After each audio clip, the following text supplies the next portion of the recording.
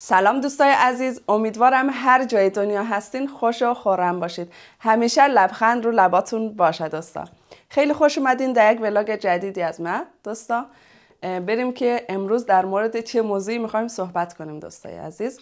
امروز که همونطور که میبینید امروز مصطفی جان کنار من نیسته و مصطفی جان سر کار هسته و من خواستم از این فرصت استفاده کنم و مصطفی جان چون سر کار بود و این تایمی بود که من وقت کردم دوستا که برای شما یک ولاگ مفید و به درد بخور بگیرم دوستا. خیلی واقعا ولاگ خوبی هسته، حتما تا آخر گوش و دوستا اطلاعات مفیدی در اختیارتون میذارم. خب دوستای عزیز، ما داخل اینستاگرام پیامی از دوست عزیز ما دریافت کردیم که خیلی درخواست داشتن، چندین دفعه به ما درخواست داده بودن که در مورد گرفتن فوق‌شاینت یک ذره توضیح بدی، فوقشان یا لیسانس یا گواهی رانندگی. و این دوست عزیز ما درخواست داشتن که میشه یک ذره توضیح بدی که چجوری مثلا گرفتی گواهی نامه رانندگی تا همین لیسانس تا چجوری گرفتی، یک ذره راهنمایی کن. و دوستای عزیز، من دوست داشتم که یک ذره تجربیاتی که دارم را در اختیار شما قرار بدم دوستا. شاید به درد کسایی که تازه میخوان لیسانس بگیرن یا دمزی راه هستن به دردشون بخوره دوستا. دوستای عزیز، اولین چیزی که اشاره میکنم در مورد لیسانس که من چجوری گرفتم، من که بود کلا از طریق جاب سنتر oder Agentur für Arbeit، یعنی از طریق خود جاب سنتر مستقیم نمیشه، از طریق همین کسی که کار پیدا میکنه. یعنی مسئولی شما وقتی عضو جاب سنتر باشید یک مسئولی دارید، مسئول شما که هسته برای شما مثلا کار پیدا میکنه، شما را در کورس های اینترزاسیون کورس شامل میکنه. با این مسئول شما چیز کنید، باید این مسئله را در جریان بذارید. و من خیلی طریق خوبیه دوستا، کسایی که لازم دارید، کسایی که تازه آمدید و کسایی که در جاب سنتر شامل میشید، حتما این کار رو انجام بدید دوستا. واقعا خیلی به نفعتونه. اگه تا میتونید همین اول که آمدید لیسانس خوب بگیرید دوستا، چون واقعا یک چیزیه که واقعا نیاز داره آدما. دوستای عزیز، این یک چیزی هسته که واقعا سر هر کاری یا دنبال هر کاری بگردی، اول ازت فوق‌شاینو میپرسن، میگن لیسانس داری یا نه. و این یک چیزی واجبه واقعا، برای خانم و آقا فرق نمیکنه، چون وقتی تو بگیری به درد مثلا شوهر تو نمیخوره، وقتی شوهر تو بگیره به درد از تو نمیخوره. چون اگه شوهر ما بگیره سر کار باشه، خب طبعا وقتی ما خانه باشم و بچه کوچیک داشته باشم به درد من نمیخوره دوستای عزیز. خب دوستای عزیز، اول اشاره میکنم که من از چه طریقی فوق‌شاین خوره گرفتم. از طریق لاگا لوجیستیک. شما میرید در جاب سنتر، بخش اگناتورا فور اربایت، اما مسئولی که با شما هسته، مسئولی که برای شما کورس و اینجور چیزا پیدا میکند، میرید پیشش مشورت میکنید با همین مسئولتون. میرید و بهش میگید که من میخوام فوق‌شاین بخوانم و نمیتونم از هزینه هاش بر بیام واقعا. ولی کسایی که در جاب سنتر شامل باشن خدایش خیلی سخته از هزینه هنگفت این فارشوله ها در بیای، واقعا خیلی سخته، خیلی پول هنگفتی میگیرن دوستا، مگر اینکه اصلا تجربه رانندگی نداشته باشه که او که اصلا به کنار خیلی سخته. و از اما خاطر من رفتم و مشورت کردم با همین مسئولیم که من از عهده خرج و مخارج فارشله نمیتونم در بیام واقعا، چون خود من بیکار بودم و شوهرم در اون وقت بیکار بود. و گفتم که من خیلی علاقه زیادی به فوق‌شاین گرفتن دارم و واقعا هم لازم دارم، چون دنبال هر کاری میگردم اول میپرسن فوق‌شاین و اینا. و مسئول من خیلی آدم خوبی بود دوستا، یک راهنمایی کرد. اول در من مشورت داد، گفت از طریق دو روشی تو میتونی فوق‌شاینت از طریق جاب سنتر بگیری، یعنی اینکه کل هزینه هایشی پای جاب سنتر بیفته. و من گفتم مثلا این دو روش چه طریقی هسته؟ گفت یک روشش که هسته تو باید بری سر کار، یک کاری پیدا کنی، مثلا مثل لیفقون، مثلا جابجایی پیرزن ها پیرمرد ها، یک کاری که مثلا به فوق‌شاین نیاز داشته باشه دوستا.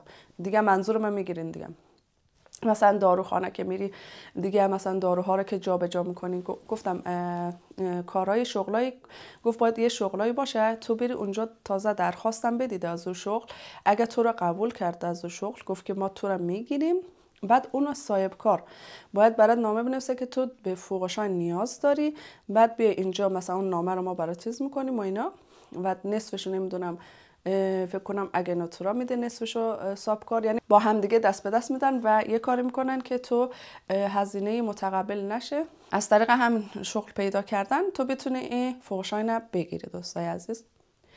و یک روش دیگهش بود که لاگا لوجیستیک هسته، یک 6 ماه آوسبیلدونگ دوستا. شما میرید 6 ماه آوسبیلدونگ انبارداری، قوانین انبارداری، یعنی مغازه های فروشگاه هایی هست که بزرگه و داخل انبارش حتی کارگرا کار میکنن، بار رو جابجا میکنن، همه قانونا رو در مورد انبارداری میخوانید و داخل از آوسبیلدونگ فوق‌شاین هم داره و یک ماشین کوچیکا که بارا رو جابجا میکنی، همین اسمش یادم رفته و اورم داره دوستای عزیز. امی که میگیری یک جعبه های زیادی رو روی چیزش میذاری و ایره بارا رو فقط داخل انباری جابجا میکنی، از این قفسه به اون قفسه میبری یا از کامیون خالی میکنن و میارن داخل چیز.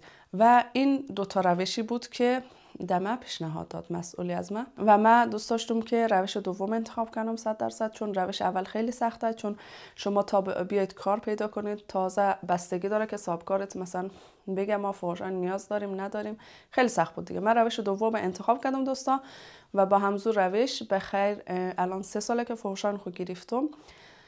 یک نکته که میخوام به زنای عزیز، به حالا مردها شاید جرأت داشته باشه دوستا، یک ذره جرأتش نسبت به خانم‌ها بیشتره.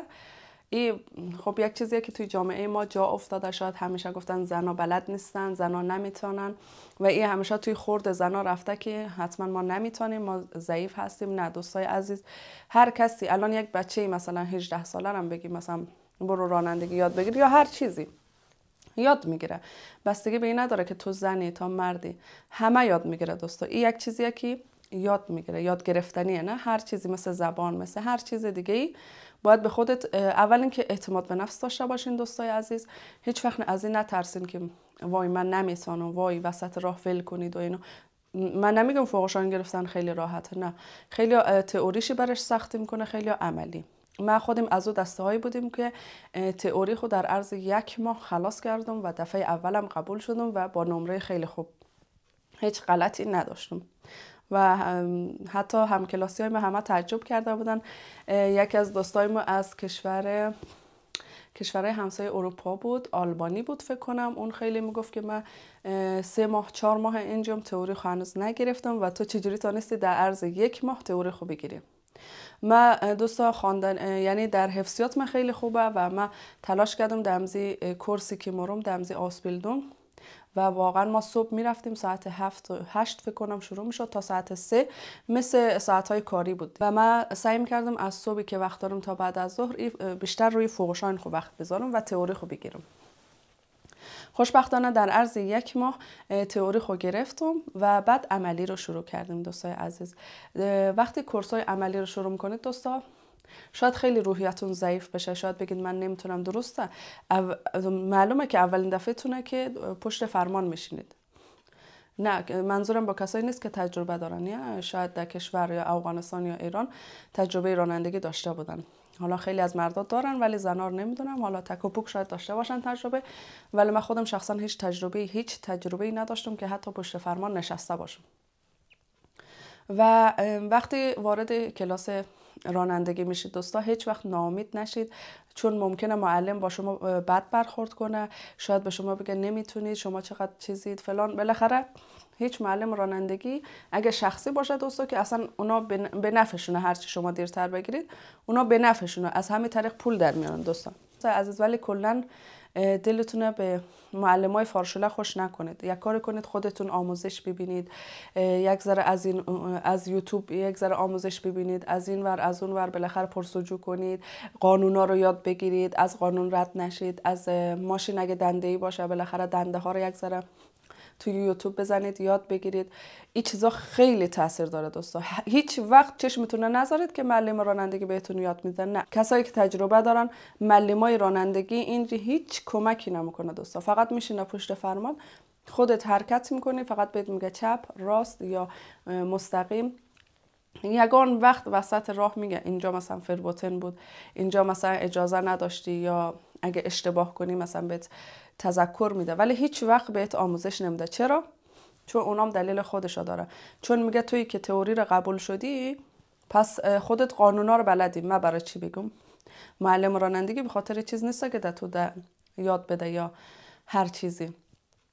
یکی این نصیحتی که از من میشنوید دوستا، هیچ وقت نترسید، چون آخرش میگیرید، و این که وسط راه ول نکنید. خب دوستای عزیز، وقتی فحشای نتونه گرفتین دیگه تازه شروع میشه، سختی شما تازه شروع میشه. دوستای عزیز، وقتی فحشای نمیگیرید تازه باید خیلی از قانونا رو رعایت کنی، خیلی از چیزا رو بدونی. اینم بدونی که خیلی از کسایی هست که بیقانونی میکنه، ولی تو نباید اعصابت خورد بشه. و روزای اولی که آدم میگیره واقعا اعصابش خورد میشه، چون همه بیقانونی میکنن تقریبا، و توی که تجربه زیاد نداری، هی مثلا خیلی اوبهولن حتی داخل شهر ازت اوبهولن میکنن. چرا؟ چون تو نمیتونی اونقدر زیاد، کسایی که گرفتن خبر دارن، اولاش نمیتونی اونقدر زیاد پرفکت رانندگی کنی، اونقدر زیاد مثلا بتونی کنترل کنی، فکر میکنی مثلا یه ذره سرعت بگیری مثلا چی میشه و اینا. ولی خب خیلی هم میفهمن که این تازه وارده یا تازه گرفته، بقیه هم میفهمن. الان تا میتونید باید رانندگی کنید، تجربه کسب کنید. نه اینکه فوقشای نگرفتم خلاص شد من بلدم دیگه همه چی رو، نه. تازه شما باید برید تجربه کسب کنید، هی برید رانندگی کنید، هی برید مثلا پارکینگ رو یاد بگیرید، همه چی. و این از تجربه خودم بود دوستا. کسایی که تازه آمدین اگه جاب سنتری هستین حتما برید اگنتورا فور اربایت و برای خودتون درخواست بدید دوستای عزیز. وقتی یک نفر تانسته شما چرا نتانید دوستای عزیز؟ یکی خیلی کمکه برای شما دوستا. هیچ هزینه متقبل نمیشه از شما، یعنی هیچ هزینه خودتون پرداخت نمی کنید و کلا جاب سنتر براتون پرداخت میکنه. و این بود از تجربیات از من دوستا. من خیلی دوست داشتم که این تجربه رو با شما در میان بذارم. خیلی وقت بود میخواستم این ویدیو رو ثبت کنم دوستای عزیز، ولی فرصت نمیشد و دوست داشتم این تجربه‌ای که من خودم مثلا این تجربه رو روی خودم داشتم با شما هم در میان بذارم، تا یکی از همشهریای ما، دو نفر از همشهریای ما که این ویدیو رو میبینن واقعا انگیزه بگیرن برای فحشان گرفتن و برن و شروع کنن. خیلی و یک چیزی که هست، خیلی میترسن. ترس بذارید کنار دوستا. حالا از همه چی بترسی که نمیشه جلو نرینه. من خودم یک آدمی بودم، الان به شما میگم که من یک آدمی بودم که یعنی انقدر از رانندگی میترسیدم، در حدی بگم انقدر میترسیدم که فکر میکردم خدای این همه ماشین توی خیابان چجوری رانندگی میکنن، چجوری میفهمن که کی برن. اینقدر همه شما اینجوریت. خب همه خانم‌ها اینجوریان. ترستون رو بذارید کنار. الان شوهر تو هم که اگه فحشان یا لیسانس بگیرن به درد تو نمیخوره دوست عزیز. شوهر تو میره سر کار برمیگرده، یا تو باید چشم انتظار بشینی که شوهر تو کی خانه که تو رو ببره، او هم با ناز و صد یک جای کار داشته باشی باید 1000 تا نازش بکشی تا ببرید. چرا خودت مثلا به درد خودت نخوری؟ وقتی یکی دیگه مثلا ناز یکی دیگه رو بکشی، خودت بهتره که خودت روی پای خودت وایستی و این ترست بذاری کنار، پرداخت نکنی، از این طریق بری که دیگه خیلی خوبه. دیگه چی میخوای؟ فقط 6 ماه دیگه باید سختیشو به جان بکشی. هیچ چیزی مثلا راحت به دست نمیاد. ولی خیلی‌ها میشنیدن میگفتم 6 ماه کورسم، گفت او کی حوصله داره 6 ماه بره. ولی خب باید سختی بکشی. هیچ چیزی بدون سختی به دست نمیاد دوستای عزیز. من خودم 6 ماه تمام سختی کشیدم، رفتم یک کورس آفسبیلدونگ نشستم، راهشم دور. ولی خب شما باید تلاش کنید، باید ترستون رو بذارید کنار، باید بگی که من میتونم. وقتی جلو بری دوستای عزیز، وقتی در این راه قرار بگیری خدا بهت کمک. خب دوستای عزیز، این بود تجربیات از من در مورد فحشان. امیدوارم که از این ویدیو لذت برده باشید و واقعا مفید باشه براتون. اگه دوست داشتید لایک و سابسکرایب کنید و کامنت بذارید حتما که این ویدیو دیده بشه، برای دوستانی که تازه آمدن یک کمکی برای همشهریای عزیزمون بشه دوستا. تا برنامه‌های بعد و ولاگ بعدی،